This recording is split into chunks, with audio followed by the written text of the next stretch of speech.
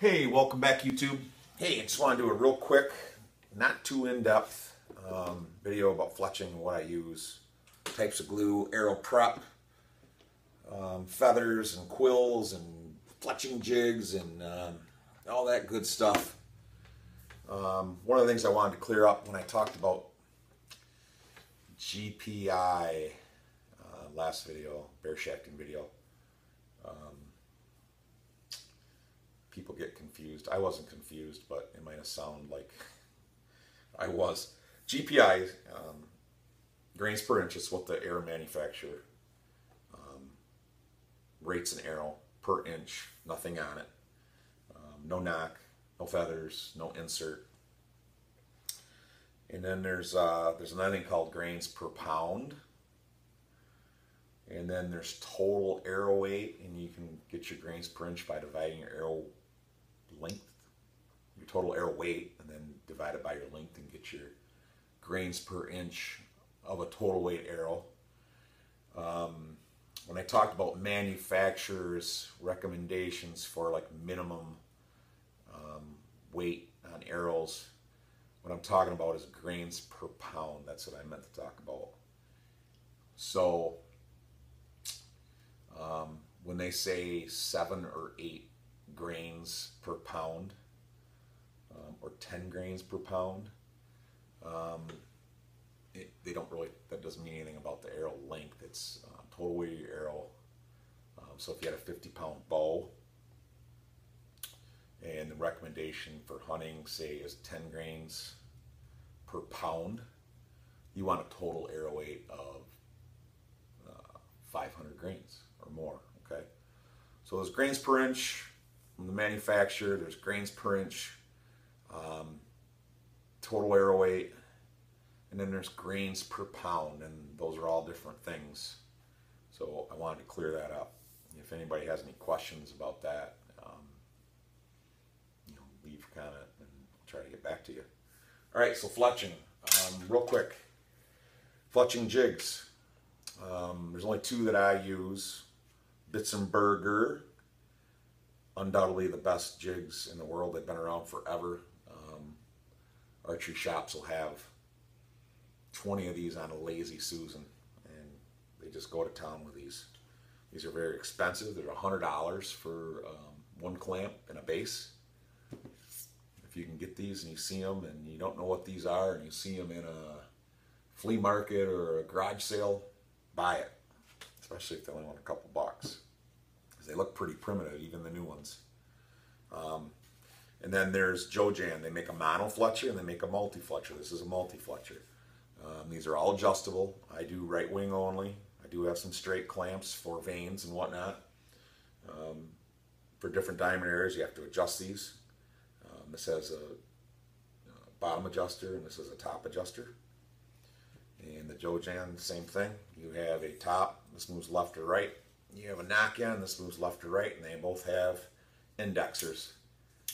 You can do a 4 fletch, you can do a 3 fletch, and you just adjust these. But your cock feather, which only really pertains to balloon arrows with glue-on nocks, but this will index it at 120 degrees for a 3 fletch and 90 degrees for a 4 fletch. Okay.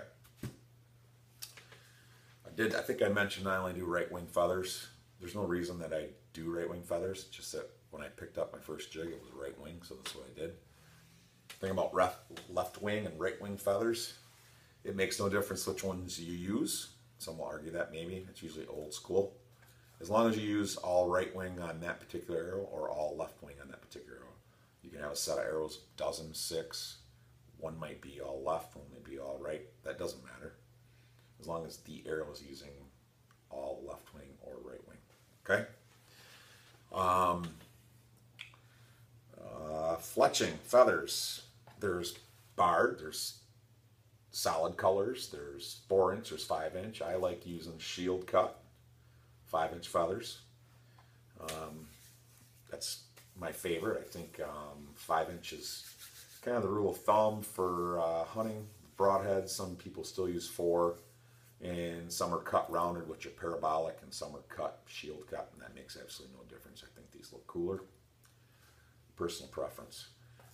These are barred, but they also make what they call like a camo type thing. These and these barred ones, these can be upwards of $1 per feather. Feathers are very expensive.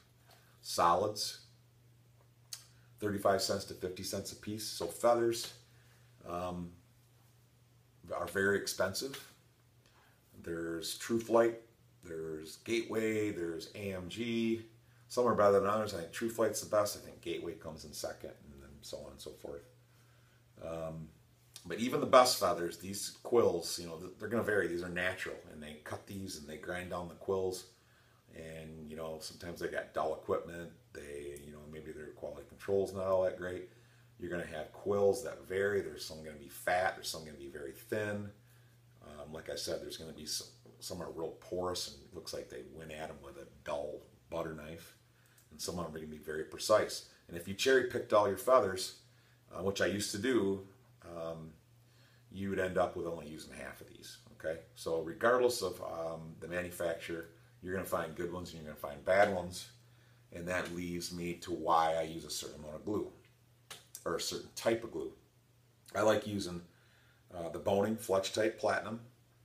This stuff's been around forever. It's an old industry standard, as is this one, Saunders NV and PV Aeromate Cement.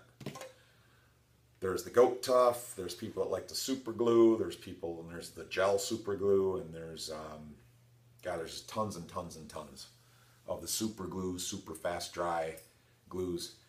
I don't like using them. I've tried, and man, if you ever get that glue a little too much and you super glue one of these clamps, you get a little bit of that glue on and onto that feather, you're in trouble, and you're going to ruin that feather.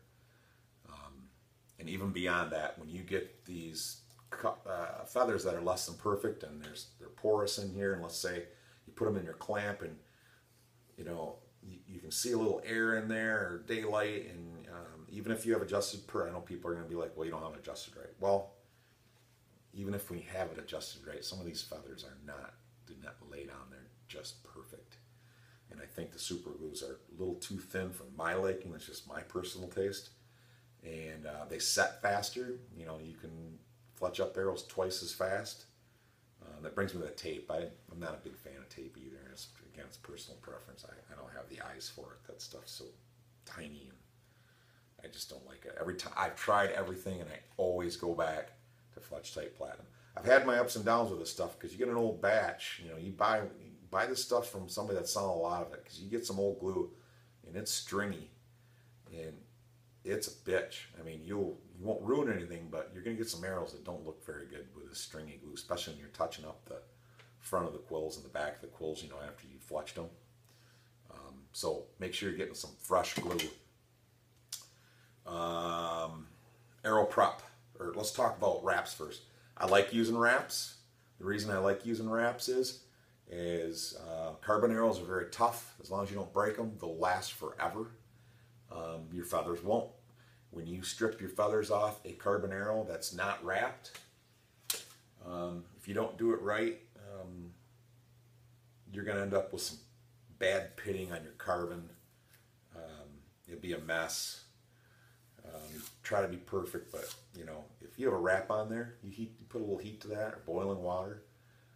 Torch from far away. You're not torching your feathers or anything like that. You just want to soften up that wrap, and that wrap peels right off, and it takes all your fletching with it, and you're left with just a pristine surface. And then you can go back and fletch it with wrap or without. A lot of times I fletch without wraps, and then that's why I started using wraps, because I just tore up my shaft so bad that I had to use a wrap, because it just looked like crap, and or it was pitted. Okay, that's why I use that glue. Arrow prep. Oh, another thing about arrow wraps. These right here. These arrow wraps are $12 to $20 a dozen, printed ones. 9 out of 10 guys that make and sell these wraps, I'm not going to name any names. Nothing bad about them. They, you know, the printers they use are very, very expensive, and but if you're just going to buy, if you're just interested in solid wraps, the material they use, and I'm going to tell you what it is. It's Oracle. That's the brand. And most of them use 651, which is a 3-year 2 mil vinyl. And it's cheap. You can buy a 12-foot by 10-foot roll of this stuff on Amazon. And you can buy all the neon colors. They're solid, of course, but they have prints too. You know, they have the tiger stripe and all that stuff. You can even buy it in sheets, which would be easier, but $7, a 12-inch wide by 10-foot roll. Oracle 651. This is the glossy stuff. Feathers stick great to it. Same stuff that they use. $7 for that roll, and you can net about 250 wraps out of that. So you're talking 4 or 5 cents. I think I did the math once, and it was ridiculous. 4 or 5 cents per wrap. And you can do all the colors. They're just not going to be printed. You're going to have that traditional Indian or traditional barred stuff, which is cool, and I like them, and I still buy the printed wraps. I'm just saying, you can forego all that stuff and get out pretty cheap. What else? Prep. I don't think I talked about prep. If I did, I'm going to do it again. Scuff up the arrow a little bit. I don't scuff it up if I'm using wraps, but I'll use some alcohol. Oops, goof off, acetone. I'm liking alcohol more than acetone. Acetone I use for heavy cleanup, but just denatured alcohol works good for prep. Prep it with some alcohol, put your wrap on, and then you can wipe down your wrap with a real light coating of alcohol before you fletch your arrows up. Boy, I think I covered it for that. I'm sure I'm leaving stuff out, but ask and I shall answer, hopefully. Okay, so that is my short video on fletching arrows. Thank you.